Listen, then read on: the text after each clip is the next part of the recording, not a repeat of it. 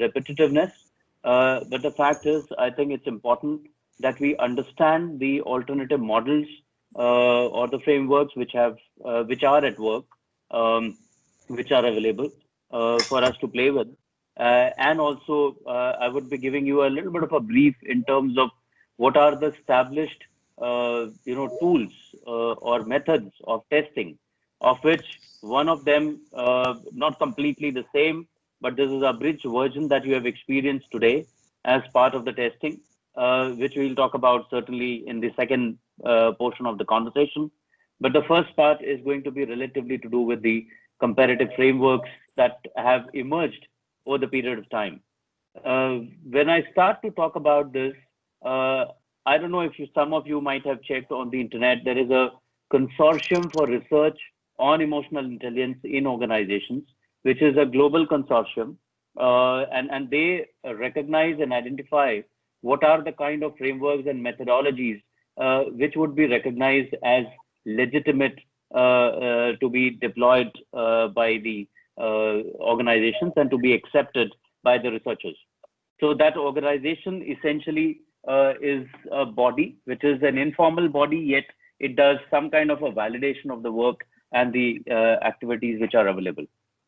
Having said that, some of the things that you might find over here are essentially in consonance with the kind of the kind of approaches that consortium takes. Uh, Hello. Yes, we can hear you. Yeah. So there was some noise. I thought somebody is trying to reach out for something. But any case, so very quickly to move into the appropriate zone to talk about the frameworks very quickly, uh, just give me a minute. Yeah. So as we saw yesterday, like cognitive intelligence, emotional and social intelligence is equally difficult to define. I mean, it has always been a challenge.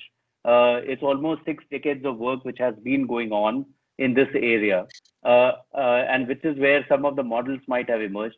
But it is just as complicated, as difficult as the cognitive intelligence has been over the 100 years of its history.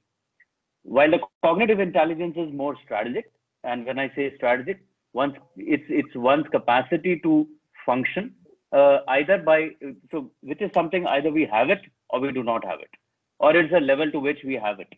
As we had discussed yesterday, this is less flexible or less developable unless we keep practicing and we try to kind of keep it sharpened to the extent that we possess it. However, the non-cognitive intelligences, which is where the emotional intelligence also comes as part of it, are relatively more tactical, as we call them. These are one's ability for immediate functioning. So it's about an individual's capacity to, kind of deploy in the moment the cognitive intelligence that they have, and hence the non-cognitive intelligence are the supportive dimensions, and which is where these are some things that we can mature upon, we can develop upon if we try. And try is think, reflect, and internalize. So if we think, reflect, and internalize the context, the experiences, the events of life, whether they are good, bad, ugly, they just help us to mature and grow in the appropriate directions. Thus, non-cognitive intelligence can be taken to help predict success because it reflects how an individual applies knowledge to the immediate situations, right? So moving on, one of the or couple of the drivers for this whole topic of emotional intelligence and the researchers who have worked on the models have been that how to find or how to kind of create a system which can answer the questions around the organizational commitment to strategy, collaboration, support, sharing of resources, etc. How can there be a framework which can be intuitive? It's an initiative to stimulate improvements in performance, innovation, risk-taking, learning together. Yeah. And it facilitates open communication and building trust with all stakeholders. And it encourages passion for competition and continual improvement. It helps to build relationships inside and outside that offer competitive edge, and to find a balance between the human and the financial side of the organizational agenda. But how do we go about it? How do you find that, or those kind of models, or what kind of models can be created then, or are available then? And with which, as a driver, with which as an intention, some of the critical models which have emerged, and I'm going to talk about. To start with, one of the most legendary and most researched models that we have is from the gentlemen, or three gentlemen rather, called Meyer, Salovey, and Caruso. Though you see over there 2008, it's a revised version, but they started their work, the earliest publication starts in 1990. And it has been referred to as the ability model. And how do they define emotional intelligence over here? In the ability model, what they think of emotional intelligence is the ability to engage in sophisticated information processing about one's own and others' emotions, and the ability to use this information as a guide to think and behave. That is, individuals high in emotional intelligence pay attention to use, understand, and manage emotions, and these skills serve adaptive functions that potentially benefit themselves and others. So that's the kind of definition that Meyer and Salovey arrived at way back in 1990, and they have been refining this in terms of the model going forward. So essentially, there are four components of the model that they essentially talk about.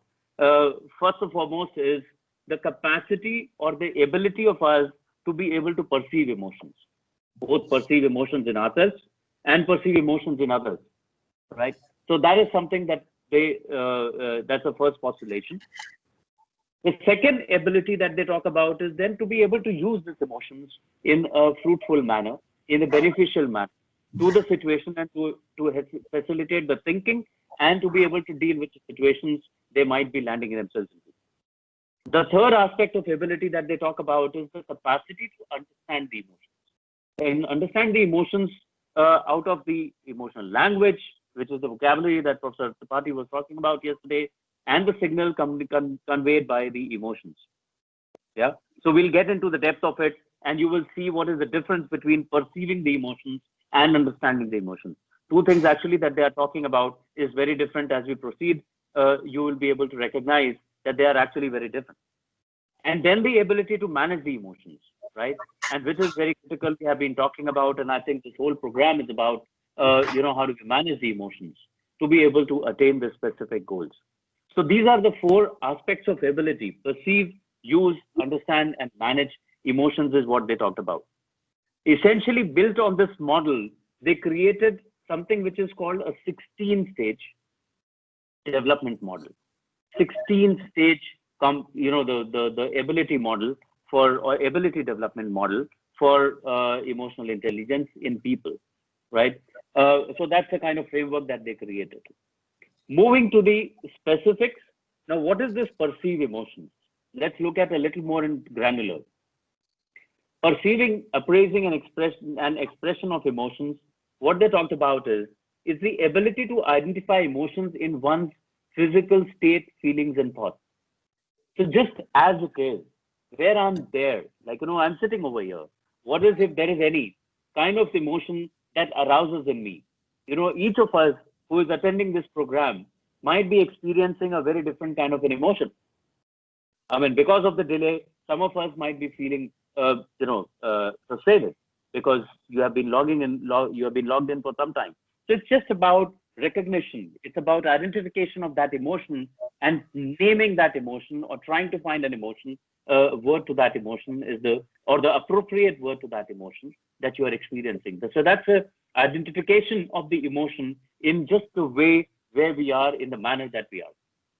The second aspect that they talked about is the ability to identify emotions in other people, or it could be with a design, with artwork. You would have seen people getting into the art galleries and look, and with those abstract art, and they're still able to find emotions over there. Through language, through sound, music is a tremendous space where you express, you experience the emotions. There are songs, there are music which you hear, and they can actually roll tears on your eyes. There are other which create a very positive mood. So you are in different mood, different emotion at different time to the point, and you need different kinds of music, or you enjoy different kinds of music. The sound appearance and behavior, right? Its sound appearance is just a bird chirping outside. It can elevate your mood early in the morning. if it is a quail, as we call it, so if there's a quail chirping outside, so what are those triggers? What are those identifying those emotions? Other people, design, artwork, through language, sound appearances, and behavior of others that it creates in us. Okay. The third aspect that they talked about is the ability. And by the way, any of these things, we will realize that they don't affect us in the same manner at different times. And neither does it affect all our people in just the same manner. So we are all different on this dimensions or these dimensions that they are talking about. Now, ability to express emotions accurately and to express needs related to those feelings, which is about, if I'm angry, so how do I express my anger? If I'm happy, how do I express my happiness in an appropriate fashion or in an accurate fashion? Or am I going to be suppressing it? Am I going to camouflaging it? Am I going to be creating a cover to it? So how do we be authentic is the aspect over here. How do we express emotions accurately and express needs related to those? So it's not just expression of emotions, it's also the needs. We were talking about yesterday as part of the FIROB, I was talking about, wanted affection and express affection, right? So express affection is critical, but wanted affection. So how do you demonstrate that you are in need of some affection or in need of some kind of support? So how do you present your needs in the appropriate fashion? So the fourth aspect that they talked about is the ability to discriminate between accurate and inaccurate, or honest versus dishonest expressions of feelings. So how does it feel like when we are experiencing or engaging with an individual for whom you can recognize that he is not being completely authentic with what he is experiencing or feeling?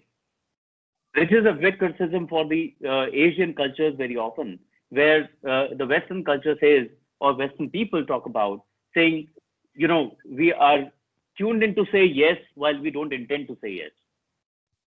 So it's about that, ability to be able to discriminate between what is the accurate and the inaccurate, and the honest versus dishonest expression of feelings. So essentially, that's the first step of analysis or first step of understanding or perception of emotions is what Maya Angelou and Caruso tried to work upon. And they said this is very critical.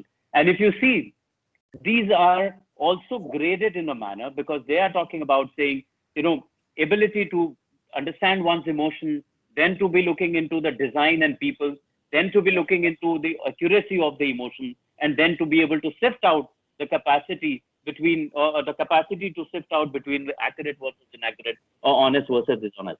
So when I said 16-stage development model, they essentially are saying you have to go one step at a time.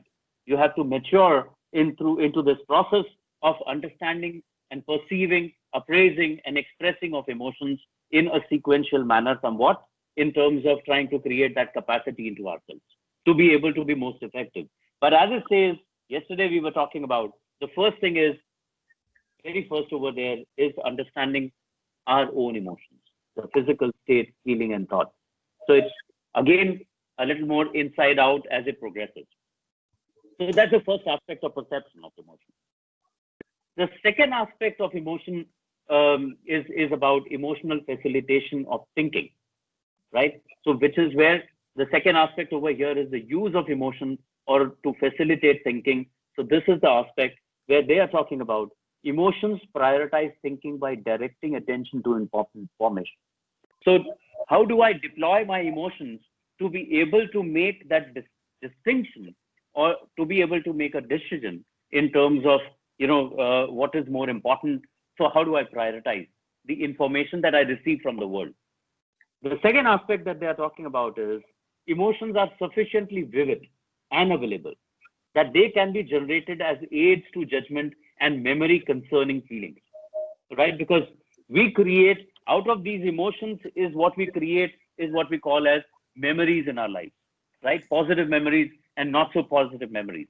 So they are actually so vivid.